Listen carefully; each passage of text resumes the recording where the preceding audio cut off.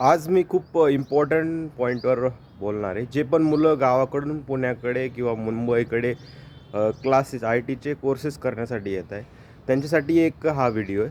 तर एक लक्षात ठेवा, एक तर तुम्ही घरी बसून पण ऑनलाईन पण कोर्सेस करू शकता. खूप सारे कोर्सेस आहे.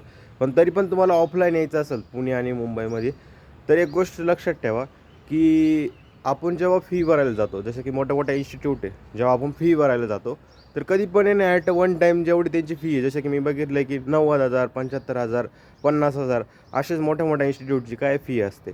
तर लगेच ॲट अ टाईम सगळी फी भरून बसू नका. कारण की काय तिथले जे ट्रेनर आहे त्यांचा आधी एक्सपिरियन्स घ्या.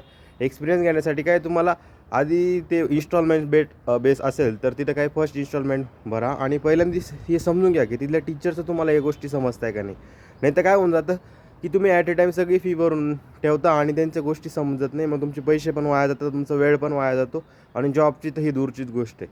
त्याच्यामुळं थोडासा विचार करा कोणताही क्लास चूज करताना आणि पैसे भरताना. कारण पैसे आपले सगळे काय मेहनतीचे असतात.